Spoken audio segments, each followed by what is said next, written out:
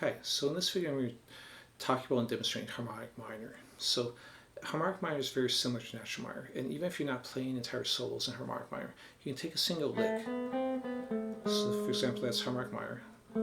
There's natural minor. You can blend it right with your natural minor scales. So your regular diatonic major minor scales, you can use your harmonic minor to give you more variety and different sounds.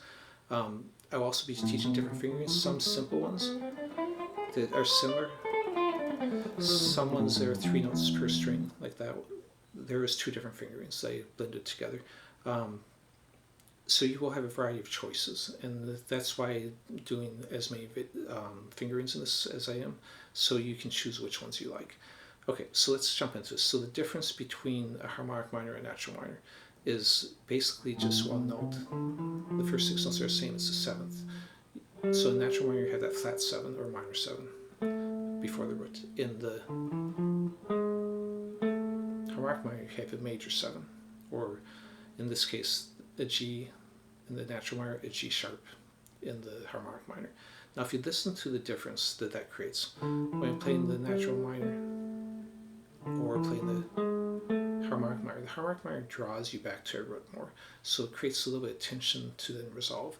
In the same way, if you're playing blues scale, that blues note pulls you into the next note, because it's 1 fret away from something that has a strong resolution, which makes you want to go to that note more.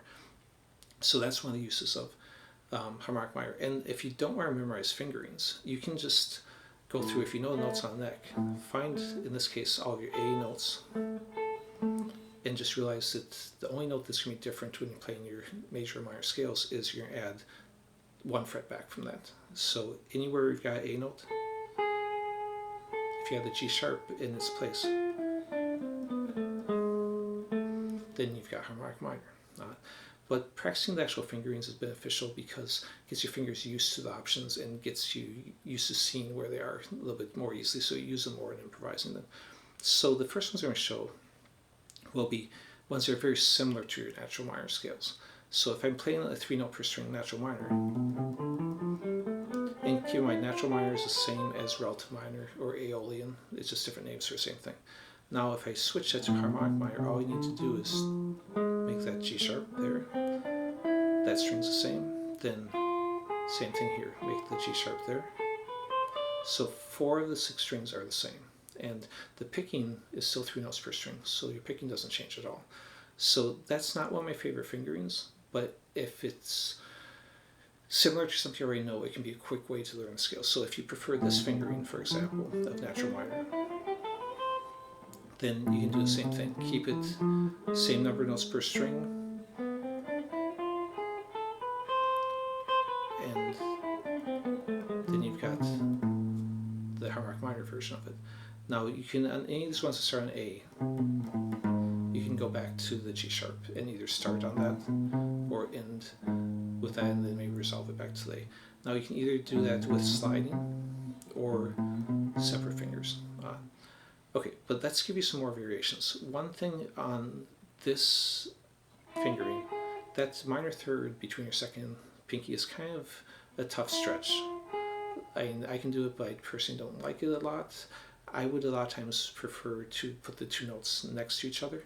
And also if you listen to, if I play the note here, G sharp, and then the A, the tonal change between the strings to me makes them not flow as well together if you're going slow. If you're going fast, it doesn't really matter. But now if you listen to, instead of this, the ones on the same string,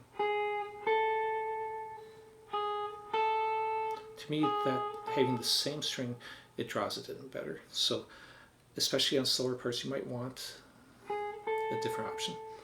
Okay, so now I'll show you those different options. So basically what I can do at this point is instead of reaching forward, I reach back. Now I can continue all the way up to my C note, just like I did in the other fingering, or you could stop short on either the A or the B.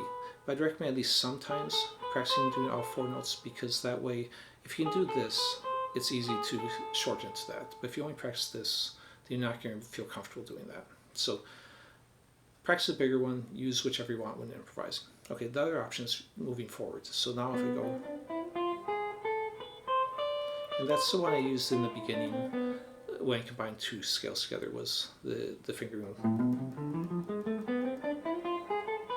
Ascended in that one. So again, that one I'm just shifting rather than stretching between them. Okay, so let's jump into some other possibilities. Now, so I kind of like that sound with the two half steps on the same string, like I was saying before. So let's do a 3-octave fingering that uses those two patterns. So if I start on my A note up here, or on the G sharp, I can do that fingering. Now, I can then just jump that up to higher position. There's my 3 octaves. So let me demonstrate this in natural minor first. So basically I'm playing 7 notes, then shifting forward to my octave and playing the exact same 7 notes. Okay, so now on the harmonic minor, I'll demonstrate it one more time.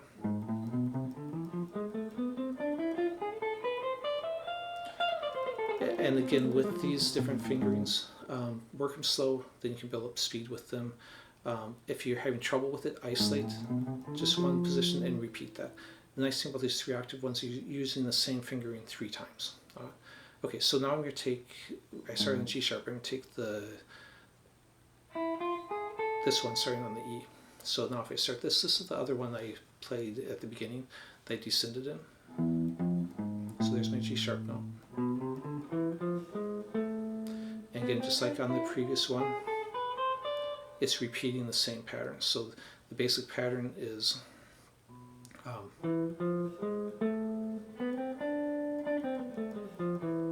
and then that's repeated 3 times. Okay, so now I'm going to demonstrate a few more shapes. Basically, I'm going to go up to the B Locrian or C major position. I'm going to show that those transferred into harmonic minor just like I just did, doing 3 note per string, the 3 and 2 note per string, and the 3 octave.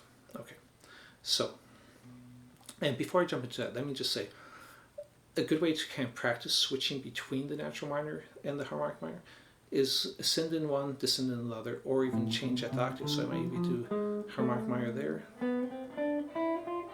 natural minor, come back, harmonic minor, all the way down, or again natural minor, and then harmonic minor, and just kind of get used to switching back and forth. That will help you see the relationship between each other.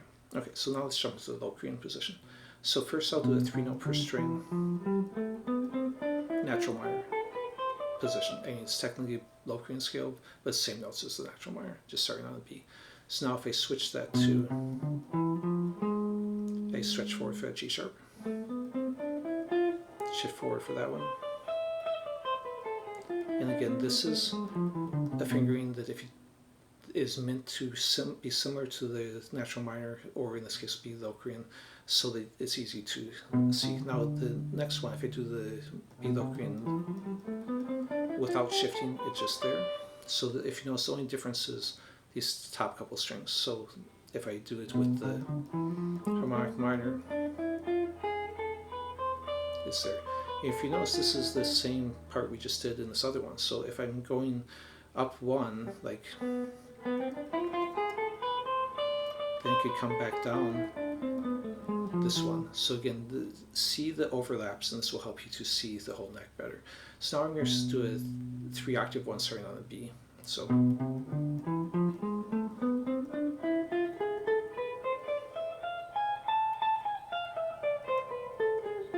now on this one, you can either use these 2 fingers or these 2. A lot of times I'll use these 2 and then just shift. You know, there's not really a right or wrong. It's what's comfortable for you. Okay, so in that one, the basic 7 note pattern is that, and then repeated.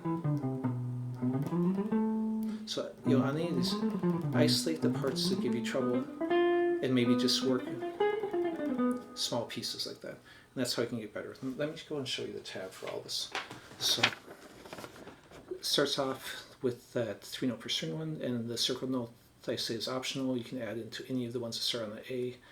I have up here the 2 variations on that one scale. Then the middle 2 lines are the 3 octave per string ones, and then the last ones and the last two lines are the low cream position. Okay, but remember, you can download this from my Patreon.